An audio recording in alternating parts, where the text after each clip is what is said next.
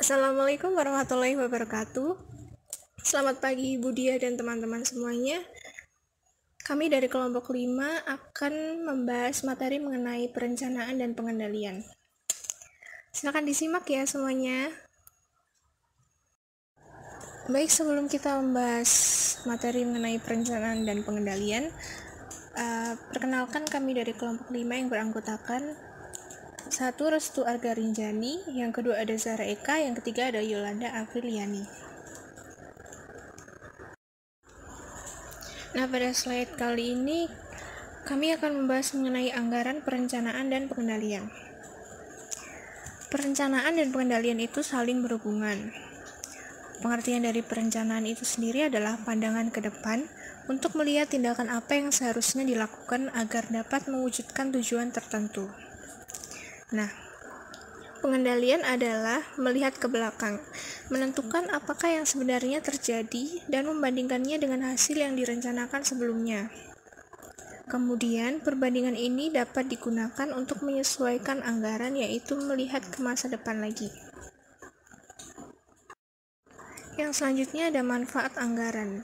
Sebuah sistem penganggaran memberikan beberapa manfaat untuk suatu organisasi. Yang pertama, memaksa para manajer untuk melakukan perencanaan. Yang kedua, menyediakan informasi yang dapat digunakan untuk memperbaiki pengambilan keputusan. Yang ketiga, menyediakan standar evaluasi kinerja. Yang terakhir ada memperbaiki komunikasi dan koordinasi. Menyiapkan anggaran induk. Anggaran induk atau master budget adalah rencana keuangan komprehensif bagi organisasi secara keseluruhan.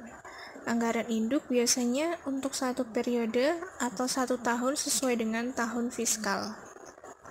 Yang kedua, anggaran kontinu atau continuous budget adalah anggaran 12 bulan yang terus bergerak.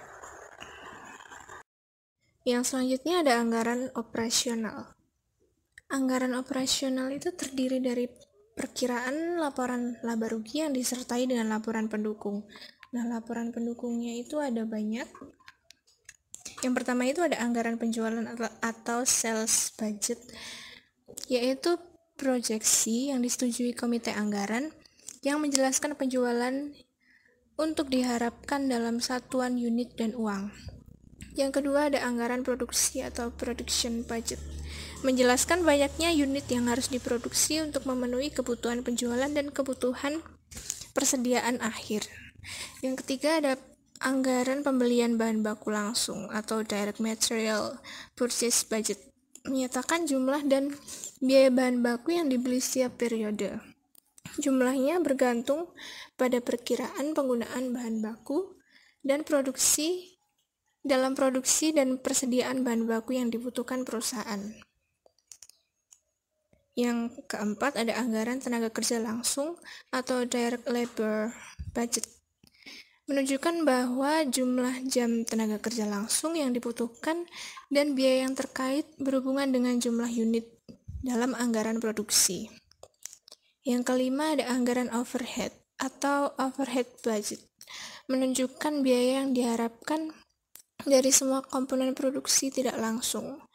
Yang keenam ada anggaran beban penjualan dan administrasi atau selling and administrative budget, menguraikan pengeluaran yang direncanakan untuk aktivitas non-produksi. Yang ketujuh ada anggaran persediaan akhir barang jadi, yaitu ending finished good inventory budget, memberikan informasi yang dibutuhkan untuk laporan posisi keuangan dan juga bertindak sebagai input untuk mempersiapkan anggaran beban pokok penjualan. Yang kedelapan ada anggaran beban pokok penjualan, dan yang kesembilan ada laporan laba rugi yang dianggarkan. Hal yang selanjutnya menyiapkan anggaran keuangan. Anggaran keuangan yang disiapkan mencakup anggaran kas, anggaran neraca, dan anggaran untuk pengeluaran modal. Pada saat sebelumnya kan kita sudah membahas mengenai komponen-komponen utama anggaran induk yang dibagi menjadi anggaran operasional dan anggaran keuangan. Nah, pada saat kali ini juga slide selanjutnya kita akan membahas lebih dalam mengenai apa saja laporan pendukung yang ada di anggaran operasional juga anggaran keuangan. Nah, yang pertama, di laporan pendukung anggaran operasional ini ada anggaran penjualan. Anggaran penjualan adalah proyeksi yang disetujui komite anggaran yang menjelaskan penjualan yang diharapkan dalam satuan unit dan uang. Langkah pertama dalam pembuatan anggaran penjualan adalah mengembangkan prediksi penjualan. Salah satu pendekatannya yaitu pendekatan dari bawah ke atas atau bottom-up approach, yang mensyaratkan setiap tenaga penjual memberikan prediksi penjualan. Keakuratan prediksi penjualan ini dapat diperbaiki dalam mempertimbangkan faktor-faktor lain seperti iklim ekonomi secara umum, persaingan, iklan, kebijakan penetapan harga, dan lain sebagainya.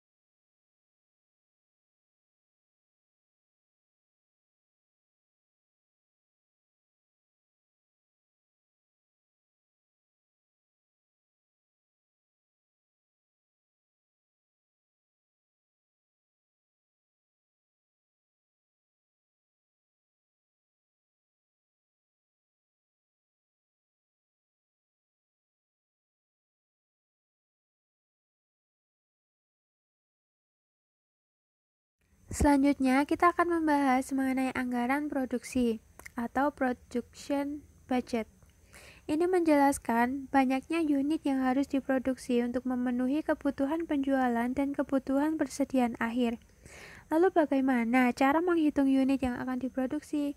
Nah, untuk menghitung unit yang akan diproduksi ada rumusnya, yaitu perkiraan penjualan unit dijumlah dengan unit dalam persediaan akhir, setelah itu dikurangi dengan unit dalam persediaan awal. Contohnya bisa dilihat pada gambar di samping. Yaitu kan pada kuartal pertama diketahui bahwa penjualan terdapat 1000 unit. Lalu persediaan air yang diinginkan adalah 240 unit. Setelah dijumlahkan itu menghasilkan 1240 unit. Lalu untuk unit dalam persediaan awal itu terdapat 180 unit. Lalu jumlah kebutuhan yang 1240 itu dikurangi dengan persediaan awal, maka unit yang diproduksi adalah 1060 unit.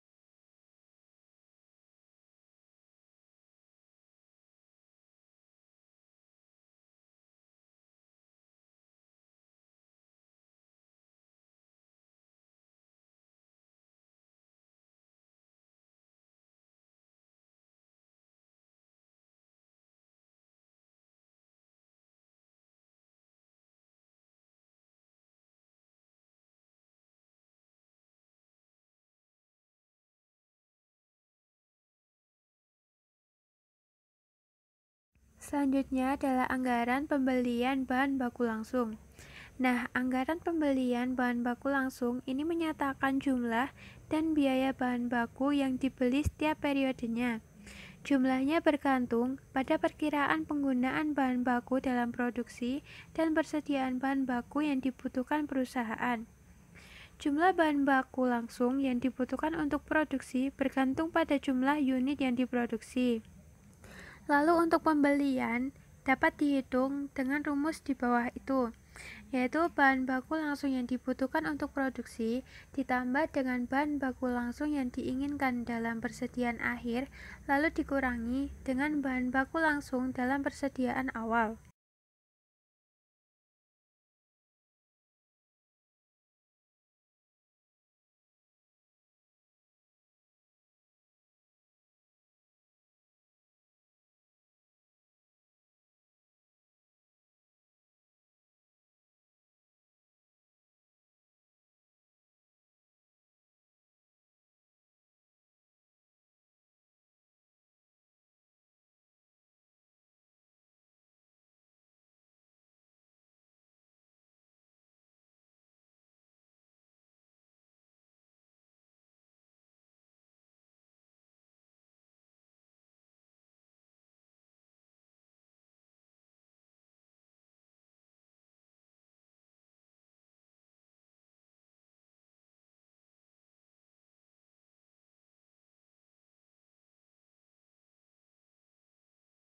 Lalu yang selanjutnya adalah anggaran tenaga kerja langsung. Nah, anggaran tenaga kerja langsung ini menunjukkan jumlah tenaga kerja langsung yang dibutuhkan dan biaya terkait yang berhubungan dengan jumlah unit dalam anggaran produksi. Ini ditentukan oleh hubungan antara tenaga kerja dan output. Selanjutnya ada anggaran overhead. Anggaran overhead menunjukkan biaya yang diharapkan dari semua komponen produksi tidak langsung. Dalam anggaran ini terdapat serangkaian aktivitas dan penggerak yang terkait. Selanjutnya ada anggaran persediaan akhir barang jadi. Anggaran persediaan akhir barang jadi memberikan informasi yang dibutuhkan untuk neraca dan juga bertindak sebagai input penting untuk persiapan anggaran harga pokok penjualan. Dan selanjutnya ada anggaran harga pokok penjualan. Anggaran harga pokok penjualan mengungkapkan harga yang diharapkan untuk barang yang akan dijual. Untuk contoh dari keempat anggaran tersebut bisa dilihat di buku, mulai dari laporan 4 hingga laporan 7.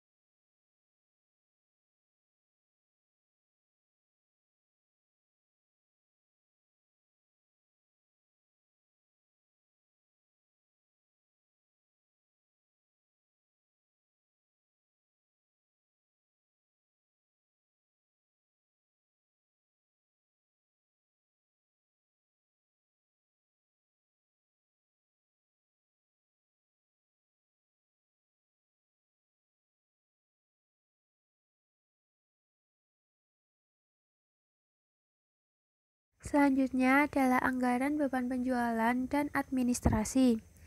Anggaran beban penjualan dan administrasi menguraikan pengeluaran yang direncanakan untuk aktivitas non-produksi. Sama halnya dengan overhead, beban penjualan dan administrasi dapat dibagi dalam komponen tetap dan komponen variabel, seperti komisi penjualan, pengiriman, dan perlengkapan berubah sesuai dengan aktivitas penjualan. Ilustrasi dari anggaran beban penjualan dan administrasi bisa dilihat pada gambar laporan 8. Lalu selanjutnya adalah laporan laba rugi yang dianggarkan. Dengan selesainya laporan harga pokok penjualan yang dianggarkan dan anggaran beban penjualan dan administrasi, ini berarti kita memiliki semua anggaran operasional yang dibutuhkan untuk menyiapkan perkiraan laba bersih. Untuk laporannya, ilustrasinya bisa dilihat pada gambar di samping kiri, yaitu laporan 9.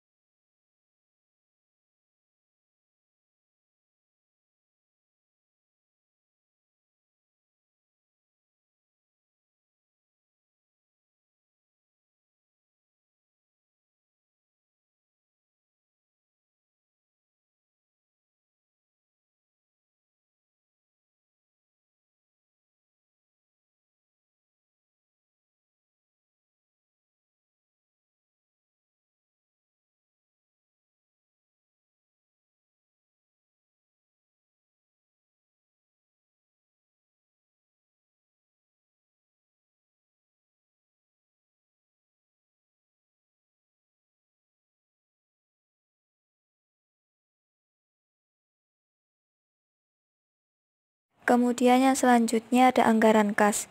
Anggaran kas sendiri ini adalah salah satu anggaran yang paling penting dalam anggaran induk. Anggaran kas dapat diilustrasikan pada gambar 8.2. Seperti di gambar, pada anggaran kas sendiri ini, manajer dapat mengetahui waktu kemungkinan terjadi kekurangan dan kelebihan kas.